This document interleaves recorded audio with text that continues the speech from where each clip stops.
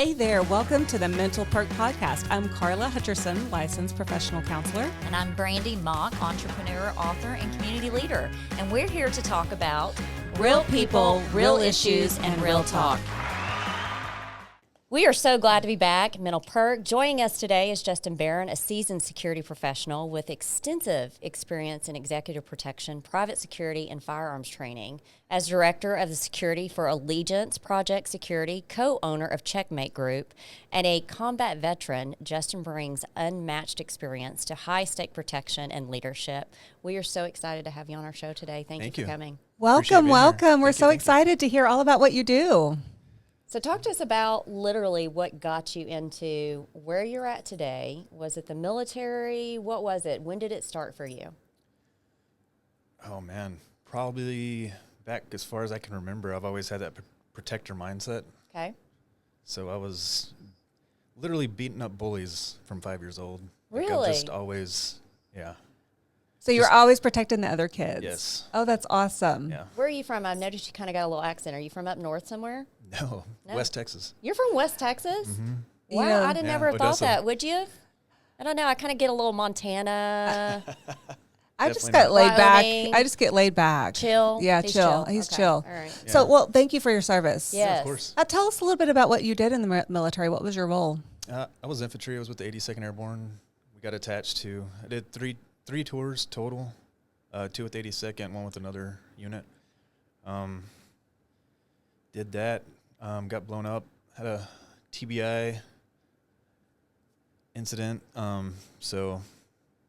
And Yeah, how long has it been that was- since that happened? I went in 03, got out in 09. So back in the Wild Wild West days. Yeah. Back. When you say Wild Wild West, you're talking about the TBI. What was it that led to the TBI? What incident? We were in a firefight, and the building we were fighting out of got hit with an RPG. Wow. So concussion knocked us all out. And How many did it knock out? there was 4 of us in there. Blew one of my buddy's arms pretty much off, but everybody else was just concussed. So you talk about this so matter-of-factly, Yeah, as if definitely. it's an everyday deal that I absolutely could not process. Well, I guess it was every day for you No, at it the was time. every day. Yeah. You're right. But how were you Yeah. processing that at the time that it was happening? I know obviously you're trying to get your, Yeah, your so mindset back, but what were you thinking when it was going on? it's kind of like, I hate to use the word muscle memory. No, but it's once you actually realize what happened, you're just back in the fight, right. taking care of your buddy or returning fire. Honestly, you're programmed to do that. They spend God knows how much money training you to do that. It works. It's the adrenaline pump that you're still absolutely. processing through. Yeah, and I actually got hit with shrapnel and didn't even know it. Really? Mm-hmm. How much longer was it after you got hit with the shrapnel that you realized, oh my gosh, I've been injured? The firefight lasted probably 20, 25 minutes after that. Oh, I'm thinking a minute is forever. Oh, And it you're would be thinking a forever. 25 minutes. I know It's when I'm like jump roping in the gym, that 1 minute seems like Now forever. That's for sure. Yes. 30 seconds for me, I'm out, right? No, but you're thinking you're 25 minutes. I mean, I've always wondered, you watch these movies, you watch these things, you hear these stories. Is there a way you can articulate what was going through your mind at the time the fight was going on? Were you thinking about family? Were you thinking about anything? Or were you just thinking Survival. kill the enemy? Kill. I mean, kill and protect your guys next to you. That's Fortunately enough, I didn't have a family back then, so I didn't have to deal with any of the stateside drama that a lot of guys do. Mm-hmm. So my head was just strictly in the game. You were in the fight. And even the guys with families have to do that, right? Right, Like, they do, because they need to they come have home to to their turn that family. off, yeah. Wow. So I can't imagine dealing with it on that end. That's a whole nother thing. So your transition back Yeah. from wartime to civilian life, what was that like for you? That was rough. Yeah, For that's what a I few hear. years. Yeah, so everybody talks about PTSD, which is a real thing. I mean, you get it from all facets of life, right? Right. Combat PTSD is a little different, I think. Yeah. How do you think it's different? So, traumatic stress disorder, right? I heard Tyler Gray talk about this, I believe, but we almost have a lack of traumatic stress, going from straight chaos to trying to be a normal human. So it's that lack of chaos that I think a lot of dudes It struggle triggers. with. Yeah. Yeah. Yeah. No, I Having mean, that we've talked about silence, this. right? Being in Yeah. that silence. We talked about that. I was married to a guy that was, private protection. Yep. And he come home and it was like there wasn't enough action. Yeah. It's almost like you had to take a different route just to get that feel of action again, right? You see a lot of dudes die different. from motorcycle wrecks or Yeah. driving fast or stuff like that just because they're trying to find that itch. Right. And so you get back home and you're trying to figure out, well, one, how long did the TBI, I know it still affects you. You Yeah. said it still affects you. But how long was that process for you to get back to somewhat to where you felt normal again from the brain? Wildly enough, we didn't have it like an exit back then, a medical exit. That is Plan. so thing. strange. That is crazy I'm to so me. glad they do that Yeah. now, but Yes. I didn't even know I had TBI for like 4 years. Really? What made you finally get a diagnosis for that? Cognitive thinking, really. My speech, it was hard for me to spit out what I was trying to say. Okay. And that could be from, And memory, too. My Right. short-term memory is blowed out. which is really bad if you're married, right? Because we already Yes. blame you guys enough for not Yeah. remembering stuff, and now you've got a really legitimate excuse, Yes. right? Do you and your wife have a system? Does she like put little sticky notes on stuff for you? She's very good at reminding me. Good. That's Things, awesome. yes. So Maybe she's writing in beautiful. lipstick on the mirror, Yeah, whatever. yeah. I don't know. I said ... Sticky notes on the front door. Remember your lunch. He's stuff like that. ripping them off. Like, dadgummit, she's at it again. Right? It helps. It helps. Yeah. So you get back, you're trying to acclimate to civilian life. Mm-hmm. Okay. What was the one thing that kept you grounded? What was the one thing that allowed you to start to live as Justin again?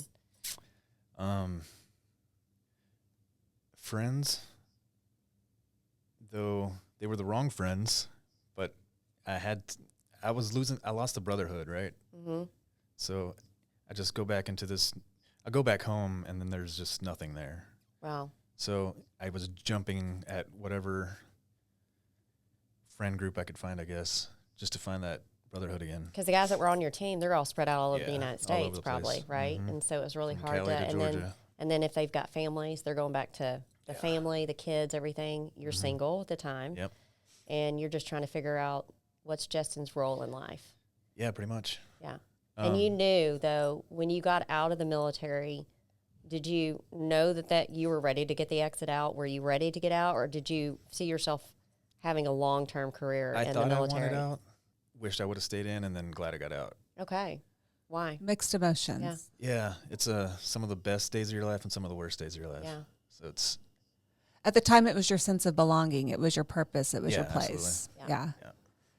And, And so, I get that, though, because I see the brotherhood of the guys that have served. Mm-hmm. I mean, I feel like I'm kind of the brotherhood in a way. I know you do, too, sometimes when we're out there supporting these veterans. yes. And we're doing stuff, it gives you that connection to you guys that I feel good about because I know you protected us. You Yeah. guys have done something to secure our freedom in this nation. Yeah. And I literally take pride in knowing that I'm affiliated with people like you. Yeah, I appreciate So, that. no, it's true, though, because if it wasn't for you guys, we wouldn't be able to have what we have in this world. And I wish people thought about that more. Oh, so do The I. but sacrifices. We greatly appreciate what y'all do and people like y'all do for sure. So talk to us about, we go into talking about PTSD, we talk about TBIs. You kind of mentioned to me a little bit before, when did the faith thing kick in for you to where you were like, okay, Justin, I really need to figure out my tribe? So I ended up getting married after a while. Horrible decision. Wasn't meant to be. If it wasn't for my parents, she's like, what kept you grounded? It was definitely my parents, my dad and stepmom. I call her my mom, but God bless them. They've been in there with you, Yeah. and they've been that support for you. Yeah. Which is huge to know because I think a lot of people, they really don't know what to do. I mean, I'll be honest with you. As a wife, I didn't know what to do sometimes. You Yeah. just don't know what to do because there's not enough out there we don't see what you guys see. We're not exposed to what you're exposed to. I mean, you're just your personality alone, to me, is hard to, he's very cool and calm. Yeah. Right? So, I don't even know if you were to get upset or you're happy, Am I looking upset and happy at the same time right now? Because you're pretty just, which is good. I wish I had that in me because, when I'm 90-0, But it could also be hard to read, right? Yeah. So people could think you're okay and you're not. not okay. I've got that a lot. People think I'm a a-hole, but I'm probably the nicest, sweetest dude in the room. You're just a Big teddy bear. Yeah, the big teddy bear. But yeah, I mean. But going back to that time, where you were kind of transitioning back, you said you got married and it was a bad decision. Yeah. And it was because you're just really reaching for that connection. Just thought it would help. Stability, yeah. Yeah. So yeah, I burned a lot of bridges, hurt a lot of people with who I was back then. After I got divorced, I moved up here. It was 2017, I believe I moved up here. Okay. And then backtracking, so you wanted me to talk about the training. I had a training. Since I got out, I've been doing some type of protection, private security, whether it was overseas or stateside. Okay. But that's one of the things that you were doing is using the skills that you had in the Army. And then you went back and you were trying to figure out how to make that work here. Yeah. Trying to then finding that purpose. Started a training company. And you started a training company where you were training on security or training? No, I was just training firearms to civilians. Firearms, okay. Yeah, nothing crazy. Which is huge because us civilians, we need some good training on our firearms, which is great. It's sad that a lot of people don't think they need it. Oh, I've noticed that in the industry, especially after I moved up here. Yeah, I was playing pickleball yesterday and literally just talking about you and kind of what you do. Yeah. Which I really don't know. We're gonna make a visit to your site. Yes, yeah, we are. And get some shoot because we're both shooters, right? Nice. We are. But I was shocked whenever I was talking to some of the pickleball players. They're like, I bought my wife a gun years ago and she doesn't even know how to clear it, to shoot it. And I'm like, well, you bought her a gun, but you didn't teach her how to do these things. Right. A lot of times they don't know how to do it either, right? They just want to know that they've got a firearm. And I'm like, what good's a firearm if you don't know how to use it, right? Well, 4 out of 10 gun owners don't have any training in firearms. Yes. It's scary. And maybe even higher than that. I would think that would be higher, actually, now that you say that. Yeah, I would think it would be too. Yeah. So it's very scary. It's very scary. Unfortunately, some of the law enforcement we've trained is pretty scary too. Is it? Yes. Wow. How so? I hate saying that. I really do. Her whole family pretty much is law enforcement. My wife's, yeah. Where you're like, not a good way to do it, dude. Not a good way. I'll see you at the range. I don't say that just from what I've seen. And no, it's not negative. It's just there's better ways to do it, right? Well, I think it's their lack of training. Like they don't get it. They go through the academy and then they have to qual once a year. Most places. Yeah, but a lot of times when they're doing it, are they being taught in a way that's high threat to where their adrenaline's pumping and they're having to pull out their gun and make sure it's ready to fire? I mean, every situation's so different, right? Absolutely. And so do you kind of prepare? High stress shooting is like, you can't put a price on it. Yeah. Can't put a price So on it. how and you have to train that constantly. In your trainings, what are you doing to help prepare people to be more, to be able to get in that zone where they are focused on the target and not on the weapon? So we do multiple different things. We get your heart rate up physically. Then in our shoot house, we have strobe lights, crazy music just blaring. Then we teach them up, obviously. Then we give them scenarios and make it as chaotic as we can. And this is for civilians you're doing. Oh, yeah, absolutely. Very interesting. Because a lot of civilians don't get this kind of training. They go to a gun range and they shoot a gun at a target. That's it. They don't get to go through shoot houses or trap houses, whatever you call them. So I should not wear high heels when I come to the training. Okay, just want to make sure. Maybe she should, though, because what if? Maybe, yeah. What if we're having to run from someone in high heels? Exactly. I mean, maybe so. That's what I'm talking about. We want to put it in the perfect situation would be tennis shoes. You got your leggings on and you can run and do whatever, but that's not normal. That's not a normal. Right. Carla, you're coming in your heels because I know you can kill it. I am not coming in my heels. I will be in my tennis shoes. Yeah, definitely. Because that's how I live anyway. But I love me some heels. she does love her some heels. I'm sure she could do something good. But I will tell you, even still when I'm shooting, I still get a little nervous. You can still see me kind of shake a little. Yeah. One, I haven't shot in a minute. It's been a while. It's been a if while. you don't use it, you lose it. Absolutely. Is that true? It's a perishable skill. It is, Absolutely right? is. So Yes. the first thing that you teach is obviously safety. Oh yeah. Gun safety. A lot of people 100%. don't even realize that when they get a gun. So It's like they're before- just so excited to have a gun. They don't even know. So we have a basic intro to either pistol, rifle, whatever you're looking to do, and to progress and go to higher level stuff, you have to do the beginner courses.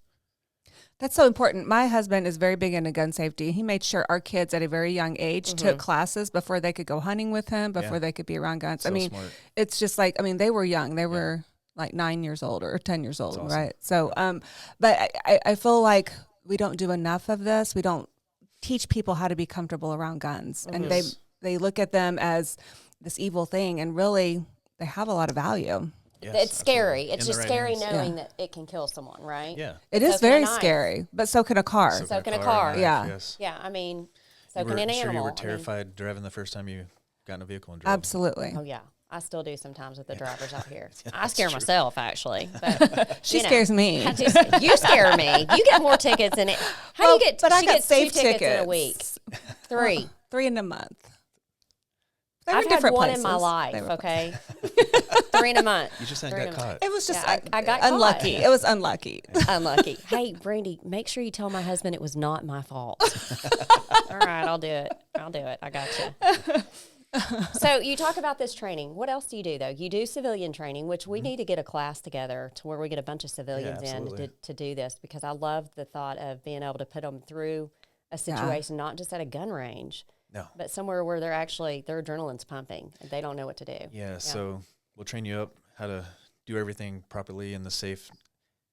You're clearing a house with a weapon with a bad guy in the house. Like, So you have a bad guy stage there. oh yeah, for the scenario, absolutely. I'm going to black out my face and stuff when we do it. That'll be fun. Anyway, Good. okay, go That'll be ahead. good. Yeah, we'll give you a scenario like you hear your kid. We'll make her the bad guy. Yeah. Can we shoot him? Yeah, we have sim rounds. Yes. You're going, girl. Yeah, and you don't want to get shot by them; they hurt. Oh, We're putting you there. I bruise easily. This is not a good thing. You'll be fine. You'll be fine. You just got to pray that they're not a very good shot. Yeah, exactly. Don't put me there then, okay? Okay, I know we're way off, but this is so much fun to talk about, right? Yeah. I say it's fun, but it's also very serious, correct? Yes. So you're doing this, you do that, but also what else do you do in this training that you do for civilians or whoever? Oh, we do.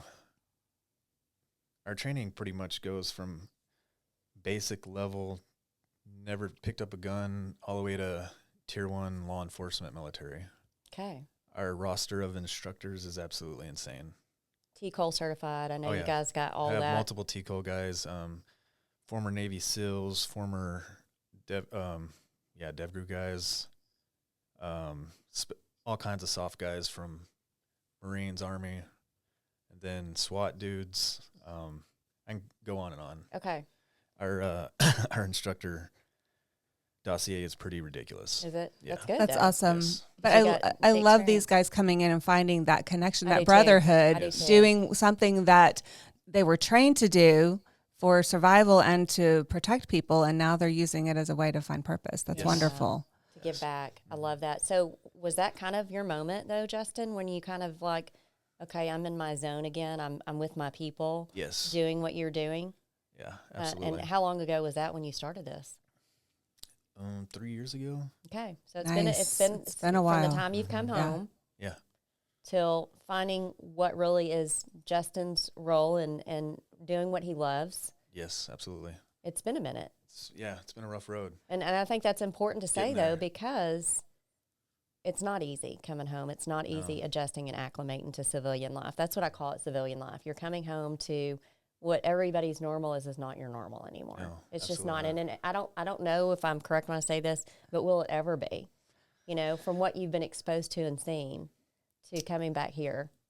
Obviously, I'm sure your beautiful wife keeps you grounded now. Oh, And it is. It's No, important yeah. to say that, because usually it takes something like that, something in coming into your life that really kind of gets you to see the joy of things again.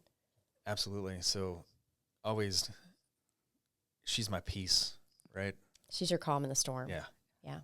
That's beautiful. I love that. I love that. I really do love that. For one, a guy like you to say that. is big. But to know that she is your calm and your storm, that makes me a little teary-eyed. And I think you're getting a little teary-eyed. So, big baby. Men are the men. I love this. But and I am getting teary-eyed. Why am I getting teary-eyed? Do I need to take over here, guys? I could do that. I got my tissue. It's for my nose, but I'll use it for my eyes now. But you come back into this and you're able to give back. What are the joys of this? What are the most impactful things? Some of the most impactful stories you could come up with after Justin's doing what he's doing that has been so changing for you. I love watching people grow. Yeah. Giving them the power to protect themselves and their family. Confidence, stability, self-esteem. It's beautiful to watch. I love that too. And I did a little research on therapeutic gun ranges. Do you feel like yours can qualify as being therapeutic?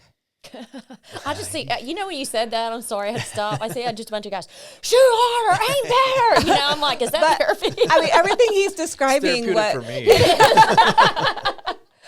But there is a sense of peace about learning a new skill. There is a sense of peace about being in the outdoors or, absolutely. And part of a therapeutic gun range is learning that mindfulness, to be in the moment, to let everything else go, to focus on something specific, all of those things. And so I'm thinking, would you say that the people that come to you, number one, of course, they're wanting gun safety and training, but do you feel like they're also seeking those things out?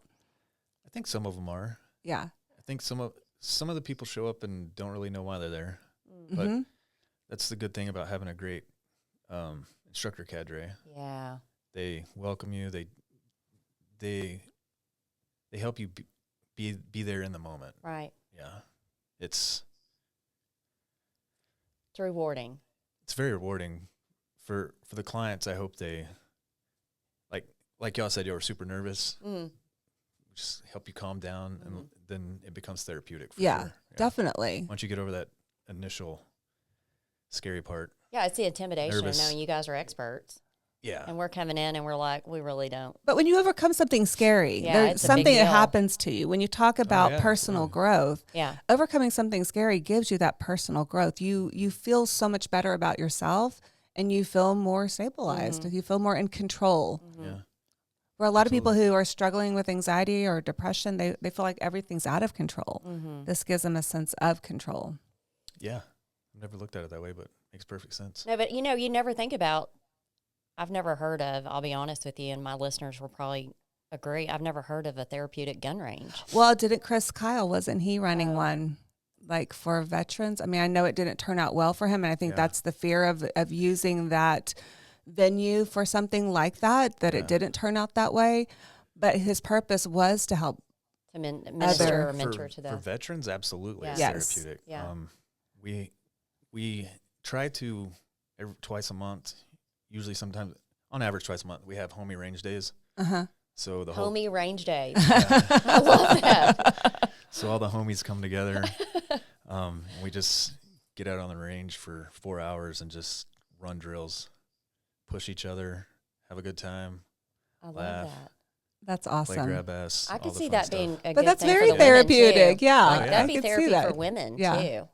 So I think we should recruit your wife to start I don't know, we won't call it homies. Homettes. We'll call it ladies. I don't know, I always think of bros and hoes, but hoes is not the good word either. So. Yeah, we'll let you wear that one, Brandi. Anyway, no, but that would be awesome. Yeah, I was just telling her that yesterday. Because we get a slew for girls to join that. Yeah. Crew for sure. I know the gun range over here by my house. Shoot at them. They do ladies' night, which is awesome. Oh, that would be a good ladies' night. Yeah. So I know they have those, but that's pretty cool. Get it done, babe. She's here in studio. You can't see her, but she's just been told to get it done. He'll leave her a sticky note. Yeah. She'll leave one back going, done. So this, everything that you're doing for the gun range, it's multi-purpose. There's so many things that not only you're getting out of it, but you're giving back. And people who are in a new area or, just having a hard time connecting, or maybe they've been through something that's, not pleasant, finding a place of belonging where they can go and people, are there for them and support them and encourage them. And so those are great things, you know. So important. Yeah. And all we hear is so much is about, you know, the evilness of guns and how much damage they do. But it's not them that the guns don't do it. It's the people holding the the guns. people holding the guns. I don't understand why we keep preaching this whole guns are evil. Guns are there to do their job, to protect it's just a yourself. tool. It's a tool. Right? I mean, and like we've talked about all the other things, if someone doesn't have a gun, they're going to find a way. If they car have that or mentality, a they're going to knife, find a way. They're going to find a way. You know, evil people are everywhere. They are. And they will find ways to do their do evil. whatever they need to do, right?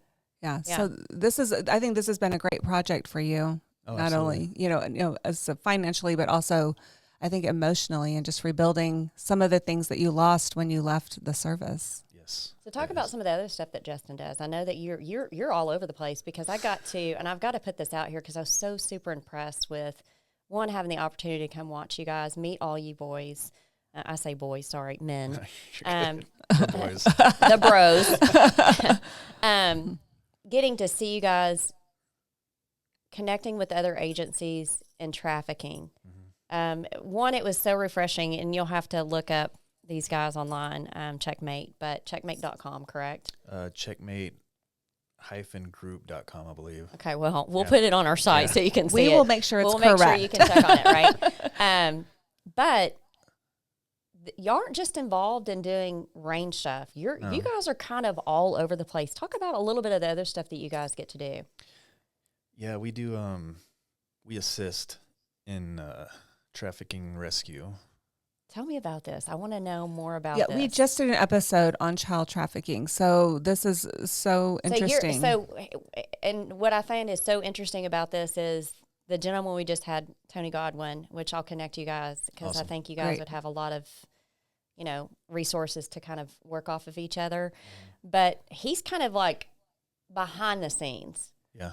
You know, getting the predator lured in, and I kind of hear what I'm hearing with you. You're kind of the team that goes out and catches them. Yes. So talk to me about that. Well, or rescues a child. There's a big gray area. I don't want to dive too deep into it. No, we don't want you to, because I know the gray areas can be law enforcement can't do that we can do in the private sector. Yes. Okay. I mean, that goes both ways, but sure. So I'll just leave it at that. We do. That's not enough. To be continued. No, I'm just kidding. We do investigations. We help, kind of like he did. They have different access, being law enforcement. Sure. To cyber stuff. Right.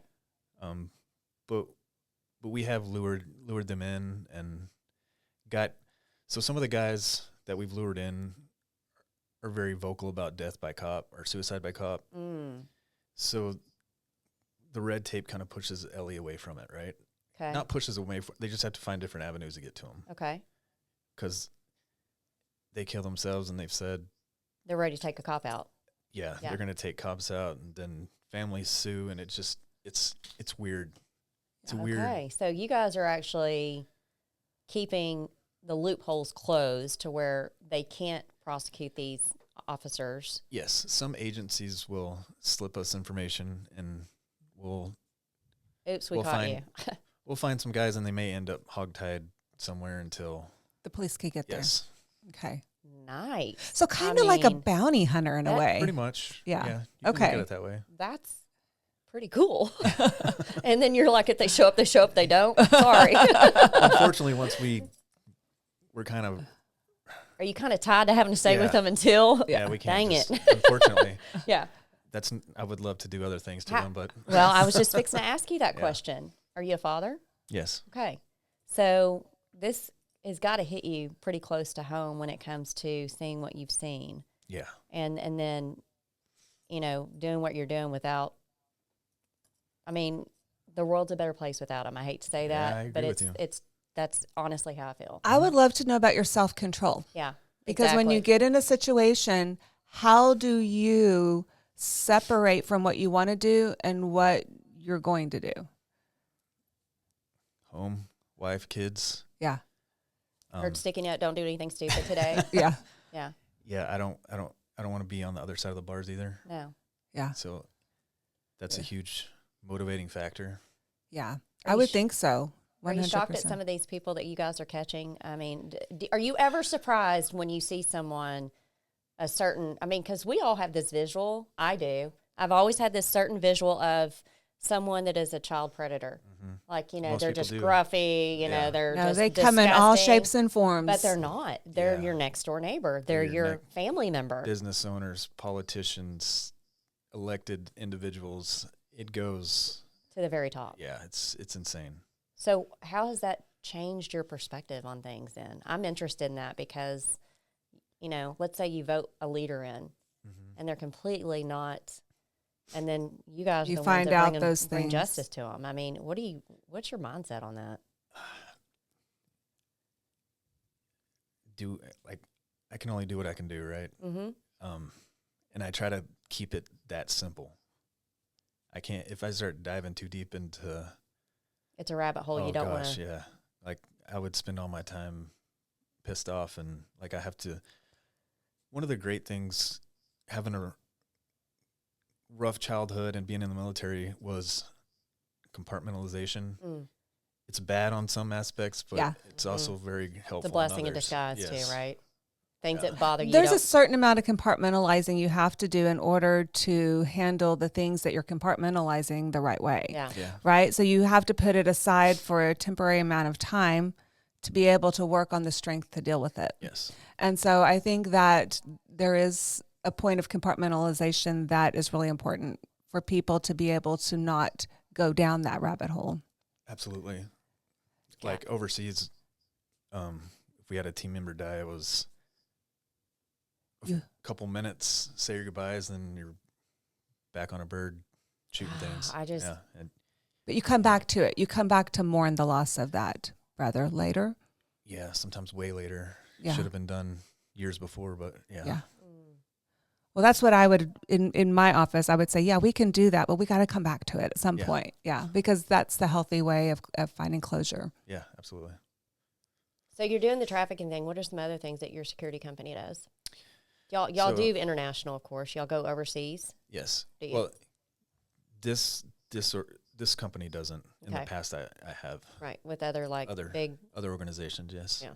And I'm tied to other organizations that do. You are. So one of the organizations I'm tied to, they've negotiated ransoms with the Taliban, literally the Taliban, to get people back. One of the organizations I'm connected with.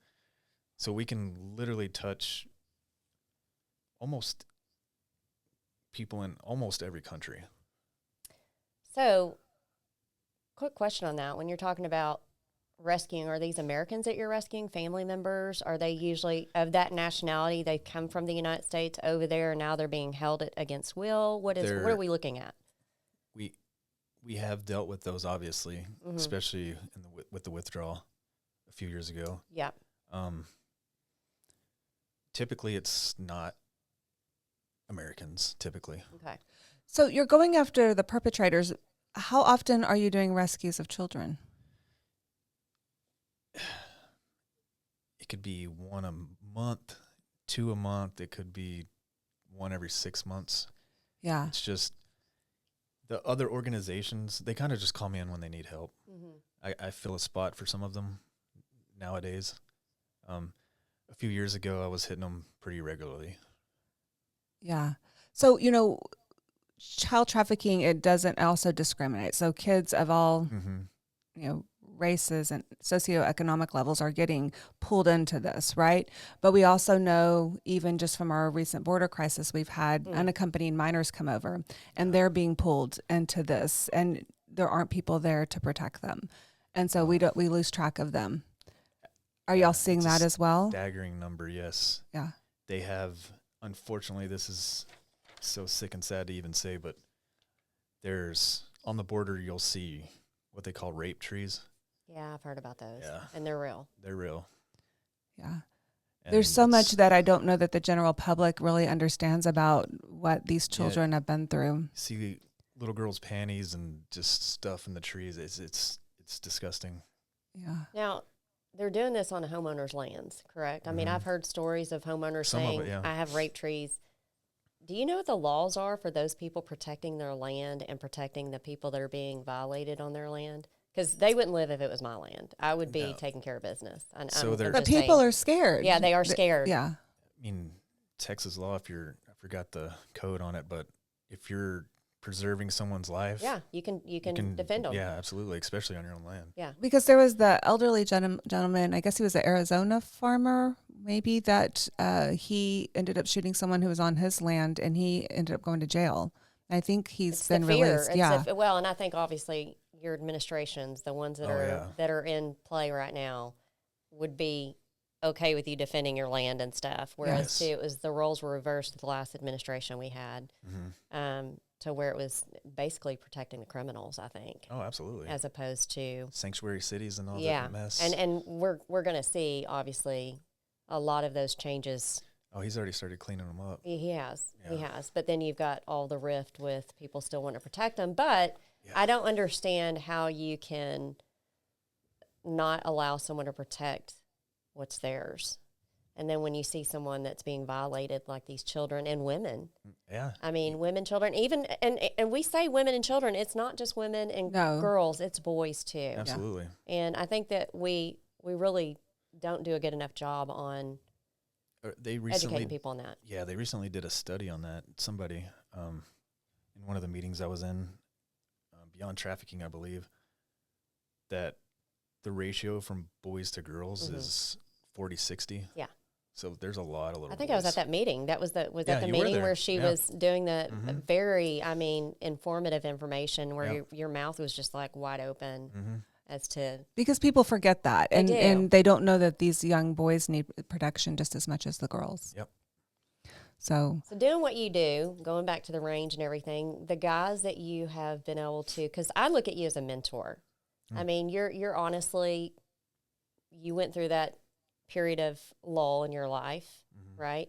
Are you able to, and you pretty soulish. You're kind of like that straight face. You process everything inside, a lot of, whereas you got some guys out there that have been military, it's got steam coming off their head. They're the hotheads, right? Yeah, absolutely. They're not hard to find. Yeah. But the ones that are like you are kind of hard to find, the quiet ones. And so do you find now you're able to identify some of these guys that are coming home in country, and you're able to go, okay, I need to step it up and kind of be here for this guy a little bit more? Yeah, you can definitely see it more clearly than most people, for sure. Yeah. And then how do you do that? Like, what is your process? I mean, let's say it's someone out in the field, they don't even know you've got what you've got, and you kind of recognize there's someone struggling. What is a just an approach to these people? Really just small talk. Ask them opportunities for work. A lot of them are searching not only for work, but so I'm the director of security for Allegiance, which is owned by a nonprofit I'm on the board of, which is Allegiance Project Foundation. And the whole thing of APF is to put veterans in school for security guards for safety. I love that. Yeah, you brought up a big point about when you left the military, how you missed the brotherhood and that connection and that sense of family. So what I heard you saying a second ago is just talking to them, being there, showing them that you're there. I feel like that is a huge part of just getting them back connected. Yeah, making them feel like they have a home, a brotherhood. That's the only way I know how to. And they do, whether they're in their unit or not, they have this brotherhood of other veterans. And by finding you guys, that's helpful for them to see, okay, I can belong again. And there's a part of me, I hate to say this, that I wish I had that kind of brotherhood and a sisterhood like the military vets do, because it is a life thing. It is a lifetime thing. I can't tell you how many of the guys I know that have served military, and I'm up their crawl because they go quiet on me for a little bit. Yeah. And it's like pulling nails. I mean, you have to really force it out of them. Yeah. And the more silence you get from them, the more worried you get about them, right? Because you know that they're not processing, something's going on that's really affecting them. And I think the only way I've been able to help is to just be up their crawl constantly going, hey, dude, come down here, come see me, let's go do something, whatever it is. That's a great point, and that's what we need. Yeah. Well, I mean, we're not going to sit there and say. I think it's a female thing, though, because I'll crawl up the crawl, right? Where you guys are kind of like, all right, I girl, don't want leave a me alone. definition or visual of that. Anyway. Yes. But yeah. Yes. And so I find that once I do that, you force them out. Is that kind of the technique you guys do? You're just not going to leave them alone. You're just going to keep going, hey, Yeah, dude. you got to keep bugging them. I know you're okay, but I'm not okay. Yeah. And I'm not okay because I know you're not okay. Yeah. So, one of our biggest thing is drawing attention and normalizing mental health. Mm-hmm. And I think that in the military and veterans, I mean, I think we're doing a little bit more of that, but not nearly enough. I mean, you even just talking, whether you diagnose or have a formal diagnosis, you did go through your own mental health challenges. Oh yeah, absolutely. Coming back and processing everything that you've been through. One of our goals is to really highlight the importance of getting veterans to normalize talking about mental health. Yes, and it's so much better. I know we have a long way to go. Yeah. But today, compared to when I got out, oh, yeah. Much better. 1,000 times better. Yeah. Yeah. I mean, you find it easier for you to talk about it even. Oh, yeah, absolutely. Like knowing that it's become a normal part of a conversation. And honestly. And it's a lot of dudes, like, I hate to say myself, but even dudes that were higher tier and done more than I've done, they come out talking about it. Yeah. That's what opens the doors. And I love that. Dudes like us talking about it. Yeah. I hate to say this, I'm going to cuss, badasses. I mean, you guys are kind of the bad of the bad to me. And I don't hate to say that. I think it's a good thing. I think you guys, people need to look up to you. And I think the way they are able to look up to you more is knowing your experience, but also knowing that you can be vulnerable and that you can go, hey, I'm not okay right now. And mental health isn't a weakness. No, it's a strength. Yeah. Absolutely. I mean, It took me a long time to realize that. Yeah. It doesn't make you weaker. It makes you really understanding yourself better and really understanding your emotions and being able to connect with other people. So I feel like it's something that, that's our whole purpose of our platform is to just really normalize, talk about it. Yeah. Because, I mean, we're pretty cool. So if we can talk about it, you can talk about it. Yeah, we're pretty Who cool. can't talk about it? Yeah. What's Justin's future look like? What do you see yourself doing? I mean, what is your goal? What is Justin's goal in life? Wherever God sends me. I love that. Talking about mental health, I was at a bad spot 3 years ago. Dude, just say badass or whatever you want to call it, like, we're 100%, right? Like, once we put our mind to something, we're going to do it. So I was at a point that I was about to end it. It's the first time I talked about it, really. So I was in a field in my truck. I said, God, if you have a purpose for me, show me now because I'm done. So I picked the gun up. As I was bringing it to my head, my arm physically stopped, like it was frozen. Like I couldn't move it anymore. I looked out the window. I don't know what you call it. I call it an angel. It was just some kind of energy. There are angels amongst us, 100%. Yeah, so I saw that. Kind of came down real quick. Everything, all the weight was gone, like immediately. Then it went away. Put the gun down. My life has been 100% different ever since that day. We are so thankful you shared that because you are completely real. And people need to hear that. There are so many people just like you that need to hear. I was in a bad relationship too. Just toxic. I left that. I went to a buddy's ranch house alone. I was there for, I don't know, 2 or 3 weeks alone.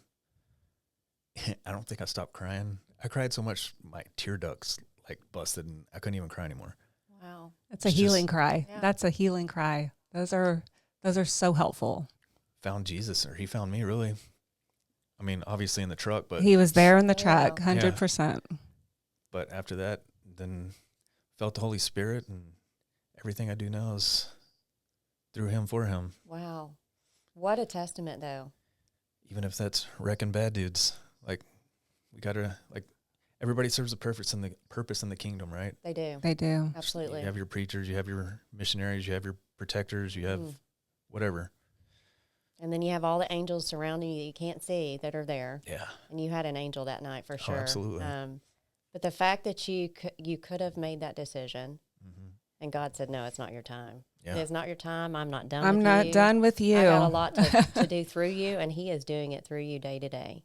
Yeah. And I love Yes. that. I love that because, one, with what you just shared with us is something that a lot of people are going to be able to relate to, but don't know how to articulate it. Yeah. And it's okay sometimes, the fact that you went and you were processing it alone for 3 weeks. I think whatever you do that's going to help you get through the process and get through the dark times. Yeah. But I also think that we're both big believers that you could be the loneliest person in the world, but you're not, because you've got you've got God above that's just absolutely. watching over, and he's got your life planned out for you. We all know this, right? And the fact that you're doing God's work, because that's what you're doing. You're doing God's work now. Thank you. And you're a testament to life's not always going to be easy, but you're going to get through it. Yeah. And I give a lot of everything I got in life is because of the man upstairs. Yeah. And Likewise. and if you don't have that, you don't have it. But the encouraging thing is, how old are you now? I'll be 41 next month. 41. He's a baby. You are a baby. I feel like a baby. But no, the fact that I want our listeners to know that God comes into your lives at an unexpected times. I was 38 years old. 38 years old. So when I say that, I say it to people of don't give up. Don't ever deny the fact that you've got a purpose in life, because God's got a way of showing up. Yeah, and to your point, I grew up in church with my grandparents. I was baptized at 11, I think. So it's not like it was foreign to me. Right. I never You felt got it. away the from seed it. was planted a long Yeah. time ago. Yeah. Your That's life what I say. just, My grandparents were that Okay. seed planted. it Yeah. took you to 'Cause I had other a hard life. places. Yeah. That Yeah. seed was planted. I never forgot it. Right. But it took me until I was 19 to go. And it usually takes a hard moment in life to go, why am I here? Provisions he's supplied you with, all the things that you didn't acknowledge. You saw his hand in everything. Oh, yeah. You saw it with the TBI you got when you're in combat. I mean, there's so many things you're able to go back and process. Yeah, I say I should have died 20 times before I even went to combat. Yeah. He wasn't done with you. No. You know, and we so much appreciate you highlighting veteran suicide because it takes a lot of courage to talk about it. Yeah. And you just showed a lot of courage. But there are so many veterans that need to hear that because they are fighting those demons every day. Yeah. Yeah. Can't fight them alone. You can't Yeah. fight them alone. Can't fight 'em alone. And knowing that you didn't fight them alone, it's a choice. At the Yeah. end of the day, it's a choice. And you made that choice, and you're continuing the work that you've been put here to do. And Yeah, so now all the homies, we all, every single one of us, whether it's different organizations I'm connected to or my own personal businesses, it's all founded in God. oh, no, I can tell you I the love one that. thing I was so impressed with, because I know, Justin and I have been kind of talking back and forth for a minute. And I was a little nervous. You never know when you're going into a situation where there's a bunch of military guys. It can be a good thing, or it can be not a good thing. I mean, Yeah. a good thing, but not your kind of good thing. But I was so impressed with you guys. We opened up with prayer. We closed with prayer. You guys were very, just a lot of testosterone, but a lot of love for God. Yeah. And I was just so impressed by that. I was so Thank you. impressed. The wives were there. I mean, it was just it felt like a family. And so kudos to you guys for staying firm with that, Thank you. because I think that's going to be the one thing that opens up doors that you guys never knew could be opened. And that was just Checkmate. I have that with, y'all see in the future, but it's just surrounded by it. It's amazing. I love it. Yeah. Love that. That is so awesome. Well, as we close, is there your organization, would you like to highlight anything or how people can get in touch or what, y'all need help with regarding the organization? We always look for donations for the nonprofit. Okay. It's transitioning veterans or retired law enforcement. We put to work, giving them purpose. I love that. Garden kids at schools.